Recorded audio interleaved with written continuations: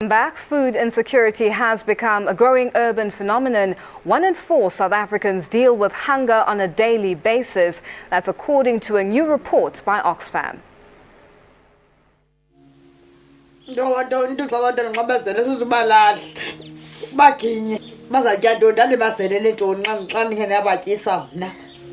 These stories are contained in a report by Oxfam. The report looks at food insecurity in South Africa. It found that 1 in 4 people in South Africa do not have enough to eat, and half the population is at risk of hunger. According to Oxfam, South Africa has enough food for everyone. However, the problem is that 46% of South Africans cannot afford to buy the food they need to live a dignified life. As jy honger is, jy is van niks lussie. Jy kon nie dank nie, jy kan niks doen nie, want daar is niks krag nie.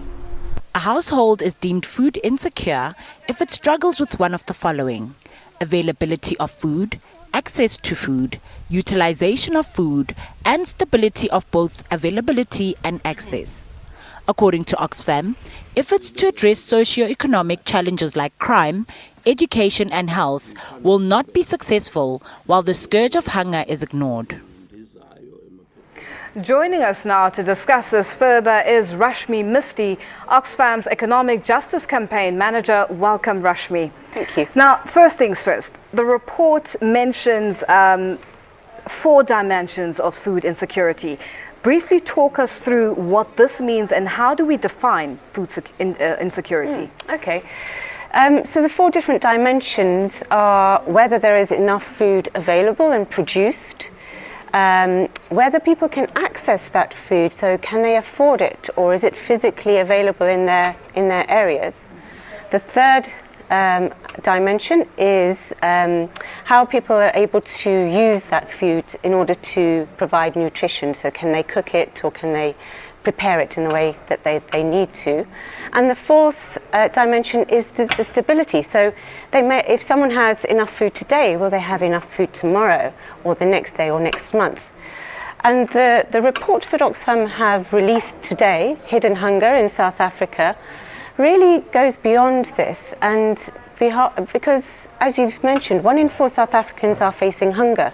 And more than that, another quarter of South Africans are at risk of hunger. So that's 50% of the population either facing hunger or at risk of hunger.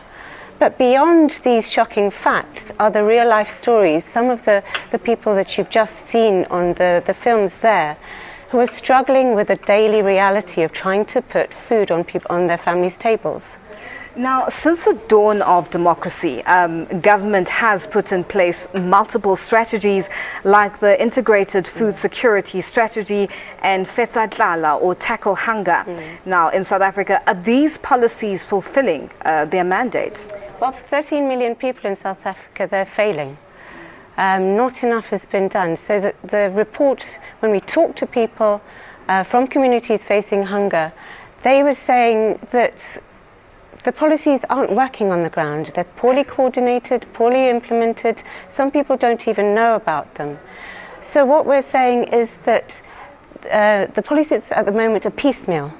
They're not coordinated across government. The food and nutrition policy seems to sit in one department, and it's not integrated across the whole of government.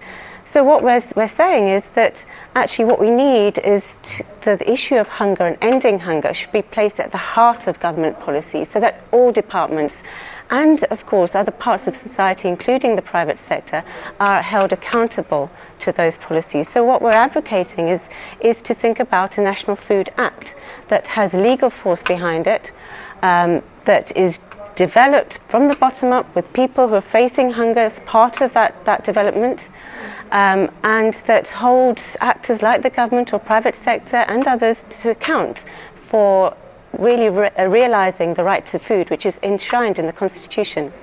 Now, I know the report has just been released, but over the years or during some period, have you managed to engage with government and give them your viewpoints, and what has been their response on that? We have, over the last few months, tried to engage with government on specifically to find out what's happening with policies, what the progress is. We haven't had much joy, but we really hope that this will open the door for the conversation. And what we're saying is that more people need to be involved in that conversation to firstly recognise that hunger is a serious issue in South Africa, and to open the conversation around how we really address it and prioritise addressing it. Now, in countries like such as the United States, government has introduced food stamps in order to ensure effective distribution of food. Would this work in a country like South Africa? It could be part of the solution, but it's not the solution. Poor communities are squeezed. They're squeezed because they don't have enough income, employment opportunities, prices are going up. They don't have rights to land and water, and things like climate change, which are making it harder to grow food. So that requires a rounded set of policies and implementation, not just one. At the moment, the government's latest initiative is to build a food mountain to distribute food. That may help in the short term, but it's certainly not going to address the root causes of hunger. Now, based on the report, the faces of food insecurity are the faces of people in child and female-headed households, the unemployed and those in precarious employment. Now, the landless and the marginalized. Briefly talk us through how the data on this report has been obtained.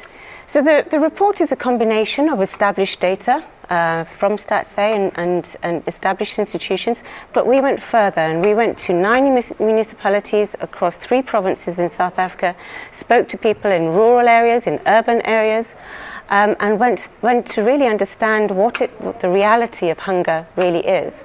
And I think you saw from the stories there, hunger really strips people's dignity, it perpetuates inequality, and it really holds back people's potential to get out of poverty and prosper. And finally, solutions? Solutions, well, one possible solution is to look at developing a National Food Act that holds all parts of government accountable to addressing hunger and ending hunger. In the meantime, much more needs to be done to address implementation at local level. Many of the communities talked about lack of coordination and lack of resources at local level to implement existing policies. And also, at the moment, there is a new food food security and nutrition policy that we've heard about, but we don't know what's happening to it. And we're asking the government open that policy up for open consultation so we can all participate in making it stronger. Rashmi, thank you so much for joining us. Thank you. And that was Rashmi Misty from Oxfam. More coming up after the